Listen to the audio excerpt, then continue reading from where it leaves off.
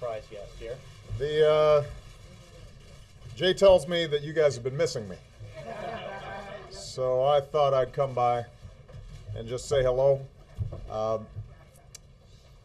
Before I take some questions, let me just mention, since Medicare has been a little bit in the news lately, I thought it'd be useful to start with some actual facts and news about the program. Today, HHS announced that thanks to the health care law that we passed, nearly 5.4 million seniors with Medicare have saved over $4.1 billion on prescription drugs. That's an average savings of more than $700 per person. This year alone, 18 million seniors with Medicare have taken advantage of new preventive care benefits like a mammogram or other cancer screening at no extra cost. These are big deals for a lot of Americans, and it represents two important ways that the improvements we made as part of the Affordable Care Act have strengthened Medicare and helped seniors everywhere get better care at less cost. That's been our goal from the very beginning, and I'm going to continue to do everything I can to make sure that we keep our seniors healthy and the American people healthy. So with that, let me start off with Jim Coonan. Thank you, Mr. President. Thank you for being here.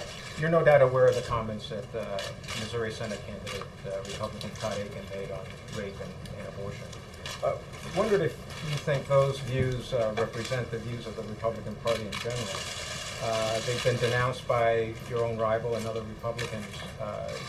Are they an outlier or are they representative? Well, let me first of all say the views expressed were offensive. Rape is rape. And the idea that we should be parsing and qualifying and slicing what types of rape we're talking about doesn't make sense to the American people, and certainly doesn't make sense to me.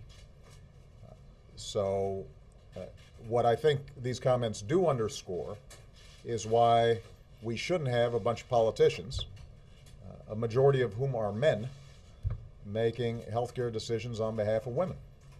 And so although these particular comments have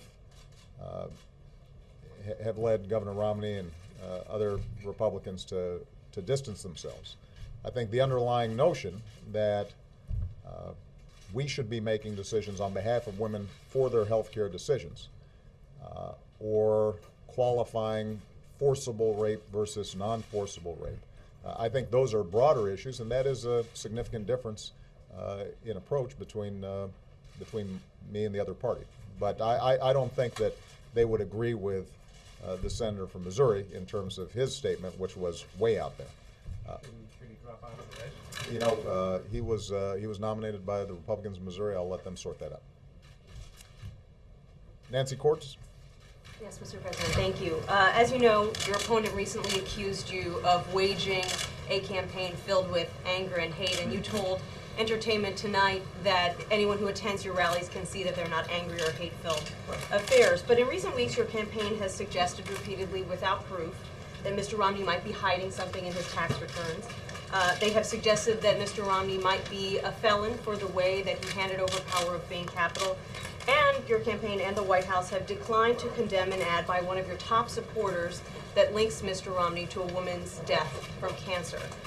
Are you comfortable with the tone that's being set by your campaign? Have you asked them to change their tone when it comes to defining Mr. Romney? Well, first of all, I'm not sure all those characterizations that you laid out there were accurate. For example, nobody accused Mr. Romney of being a felon. And I think that what is absolutely true is if you watch me on the campaign trail, here's what I'm talking about.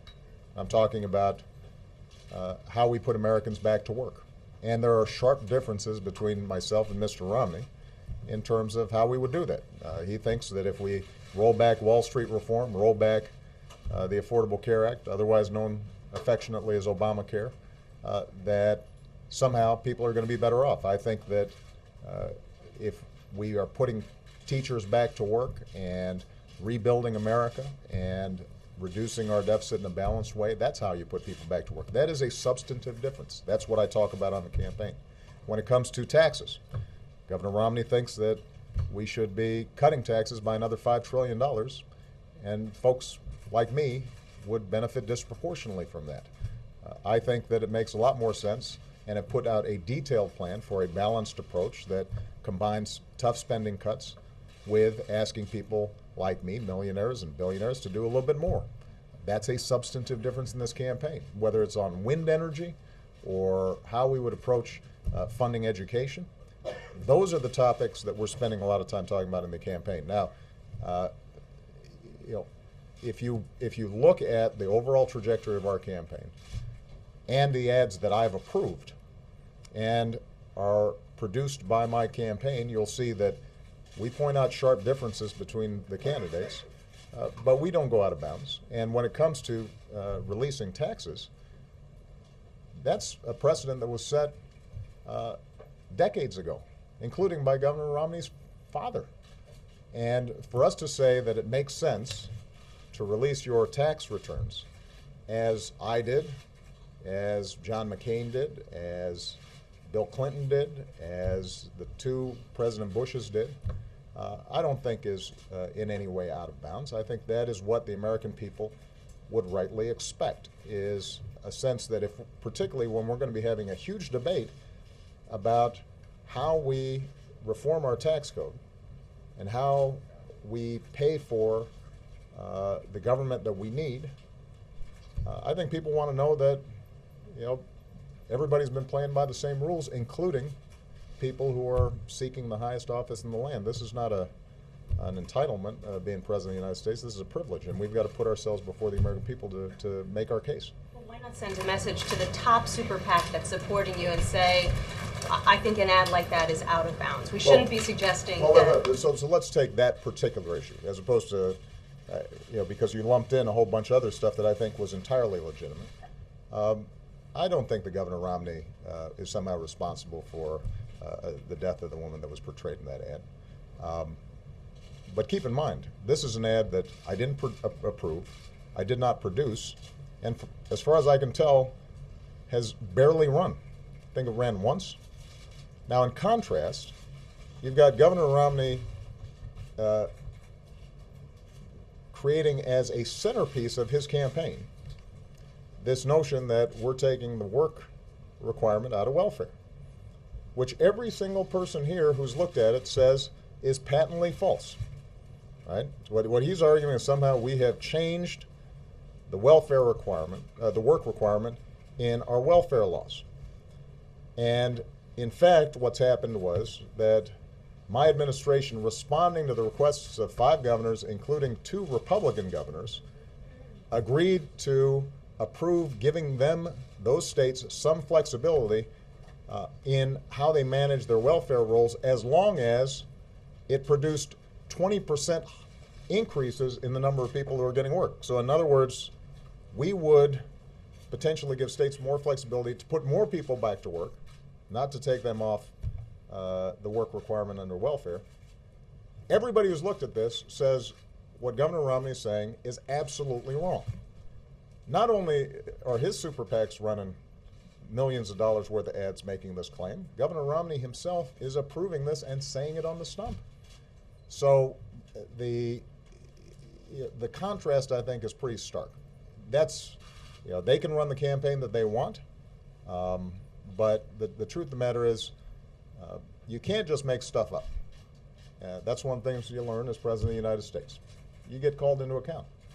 And I feel very comfortable with the fact that when you look at the campaign we're running, we are focused on the issues and the differences that matter to working families all across America, and that's exactly the kind of debate the American people deserve. Jake Tapper. Mr. President, a couple questions. One, I'm wondering if you could comment on the recent spate of green on blue incidents in Afghanistan, what is being done about it, why your commanders tell you they think that there has been an uptick in this kind of violence. And second, with the economy and unemployment still the focus of so many Americans, what they can expect in the next couple months out of Washington, if anything, when it comes to any attempt to bring some more economic growth to the country. On Afghanistan, Obviously, we've been watching with deep concern these so-called green on blue attacks, where you have Afghan individuals, some of whom are actually enrolled in the Afghan military, some in some cases dressing up as Afghan military or police, attacking coalition forces, including our own troops. I just spoke today to Marty Dempsey, the chairman of the Joint Chiefs of Staff, who happens to be in Afghanistan. He is having intensive consultations not only with our commander, John Allen, on the ground, but also with Afghan counterparts. And I'll be reaching out to President Karzai as well, because we've got to make sure that we're on top of this. We are already doing a range of things, and we're seeing some success when it comes to better counterintelligence, making sure that the vetting process for Afghan troops is stronger, and we've got what's called the Guardian Angel program to make sure that our troops aren't in isolated situations that might make them more vulnerable. But obviously, we're going to have to do more, because there has been an uptick over the last 12 months on this. Part of what's taking place is we are transitioning to Afghan security, and for us to train them effectively, we are in much closer contact. Our troops are in much closer contact with Afghan troops on an ongoing basis. And part of what we've got to do is to make sure that this model works, but it doesn't make our guys more vulnerable. In the long term, we will see fewer U.S. casualties and coalition casualties by sticking to our transition plan and making sure that we've got the most effective Afghan security force possible. But we've got to do it in a way that doesn't leave our guys vulnerable. So we are deeply concerned about this from top to bottom. And hopefully over the next several weeks, we'll start seeing better progress on this front. In terms of the economy, I would love to say that when Congress comes back, they've got a week or 10 days before they go out and start campaigning again, that we're going to see a flurry of action. I can't guarantee that. I do think that there's some specific things they could do that would make a big difference. I'll give you a couple of examples. First of all, just making sure that we've got what's called a continuing resolution, so that we don't have any disruptions and government shutdowns over the next couple of months. That's important. It appears that there's an agreement on that, but we want to make sure that that gets done. Number two, we have put forward an idea that I think a lot of Americans think makes sense, which is we've got historically low interest rates now, and the housing market is beginning to tick back up, but it's still not at all where it needs to be. There are a lot of families out there whose homes are underwater. They owe more than the house is worth because housing values drop so precipitously. And they're having trouble refinancing.